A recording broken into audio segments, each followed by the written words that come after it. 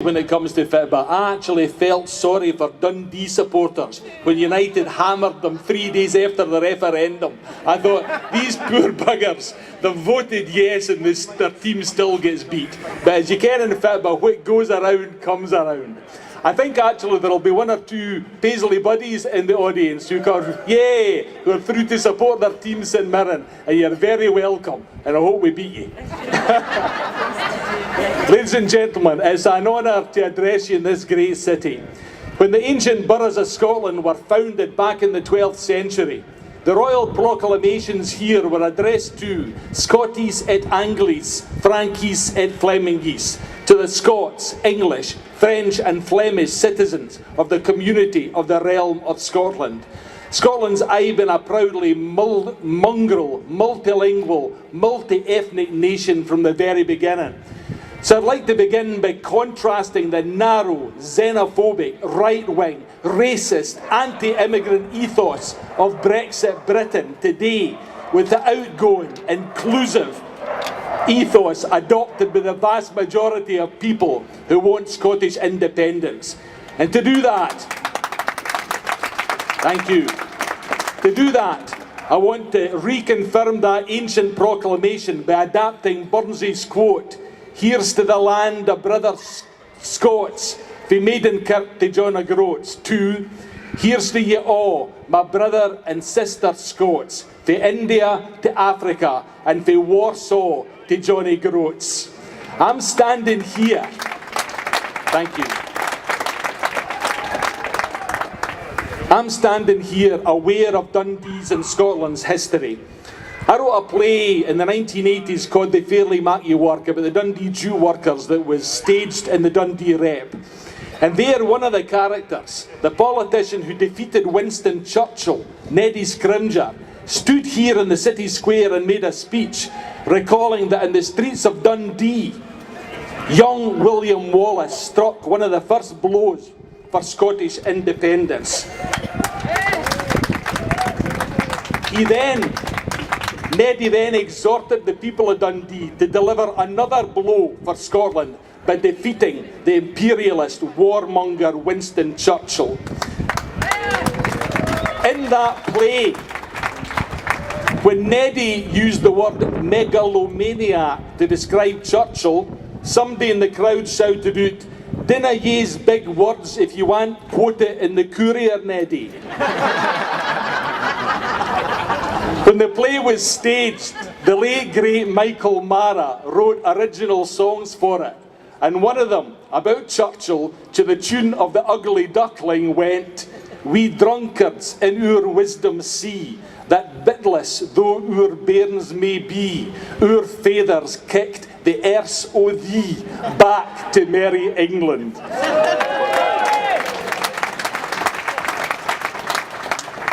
Ladies and gentlemen, it's the imperialist, Brit-Nat mindset of the Tories and UKIP that has led to the disaster of Brexit. And it goes against 1,000 years of Scottish history. William Wallace, the only document we've got left of William Wallace was a letter that was written to the people of Lubeck to state that Scotland was open for business once again. And this city of Dundee traded with Lubeck, it traded with the Baltic, it traded with Russia. And we're 100 years just now from the Russian Revolution. And an amazing woman from Dundee, Eugenie Fraser, lived in Archangel because of the trade between Dundee and Russia. And she wrote one of the best biographies about pre-revolutionary Russia.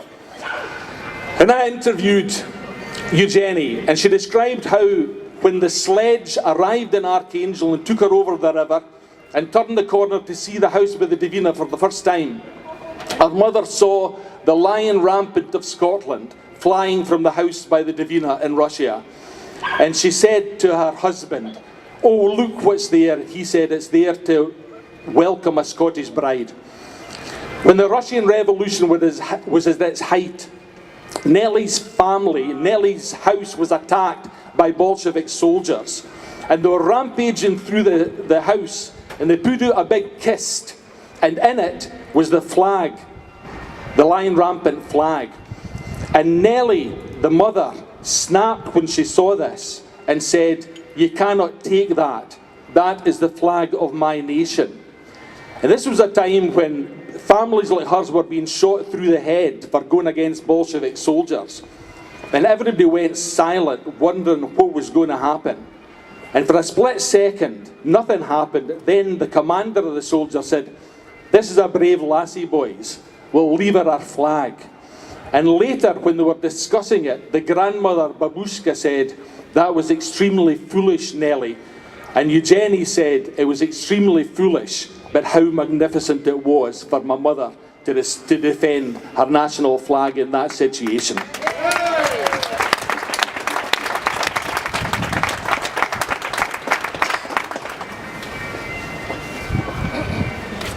Another brave Dundee lassie is Mary Slessor in Calabar. And Mary has just been put into the Wallace Monument as the first of 2 women placed there in the Hall of Heroes and Heroines.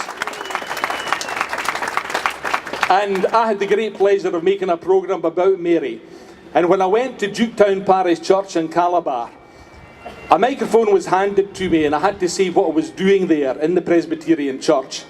And when I said I was there to make a programme about Mary Slessor, I felt a visceral wave of love come towards me because of the amazing reputation that that amazing woman had, called the mother of all the peoples in Calabar. Mary, one of the reasons she was loved was that she went very much native. She lived with Africans, spoke the language, became one of them. Until she was an old lady when finally she built a modern house, a European-style house, to have comforts in her old age. But she was actually there at the building of the house. And astonishingly, one of the Scots who was working with her found her laying cement in Calabar. And when the Scottish joiner was astonished by this and impressed by her skill at the work, he speered who had taught her the art of cement making. And Mary replied, "Nobody. I just mix it and steer it like porridge. Then I turn it out, smooth it with a stick and say, 'Lord, here's the cement. If it be thy will, please set it.'" And he eyed this. Mary had her faith.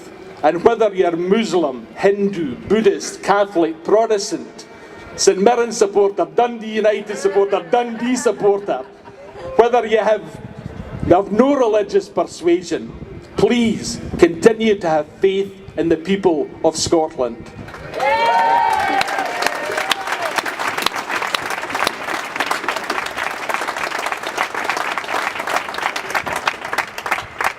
As Hugh McDermott said, "For we hae faith in Scotland's hidden poors, the present's theirs, but all the past and future's ours." Hugh McDermott founded the SNP along with R.B. Cunningham Graham. One of his descendants is here in the audience, Don Roberto, who was an amazing character, who along with Keir Hardie founded the Scottish Labour Party in 1885 as a radical party of home rule for Scotland. And then, when that didn't quite work out the way he imagined it should do, he founded the SNP. And he challenged his countrymen with these words: "The enemies of Scottish nationalism are not the English, for they were ever a great and generous folk, quick to respond when justice calls. Our real enemies are among us, born without imagination."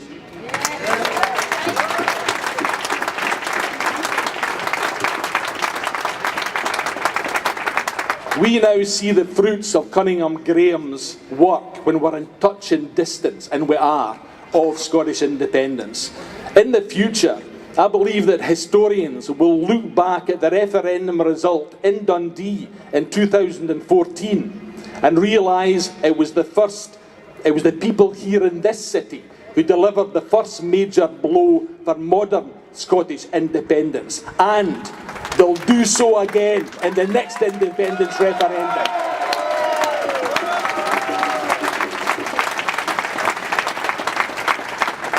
I would like to end with a story from my series, The Cause, the history of Scottish nationalism, which was on radio, and if you're clever you can find it on YouTube to this day, put up there by a clever Nat.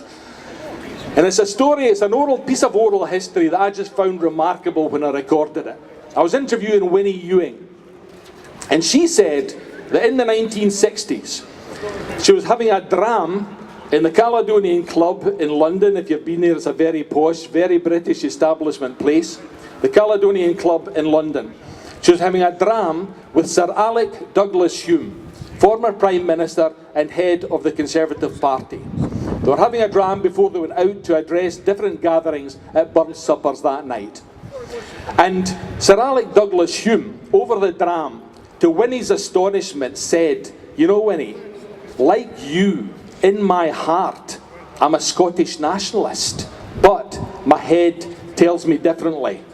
And quick as a flash, Winnie replied, "Ah, Alec, you ken what Rabbie Burns would have said to you. Nae treasures nor pleasures could mak us happy lang. The heart eyes the peart eye that makes us recht or wrang." So, when we come to fight the next Indiref, keep that story in your head. Because if a figurehead of British unionism has enough of latent Scottishness to say he's a Scottish nationalist in his heart, then I really believe that he and every Scot can be converted to come over to our side.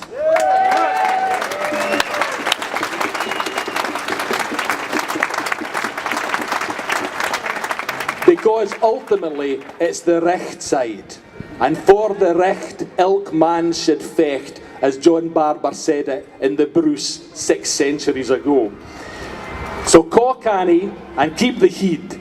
Dinna get angry, keep the faith, and mak sicker. Make sure, my brother and sister Scots, that next time we win for the benefit of Scotland and the benefit of the world. Thank you.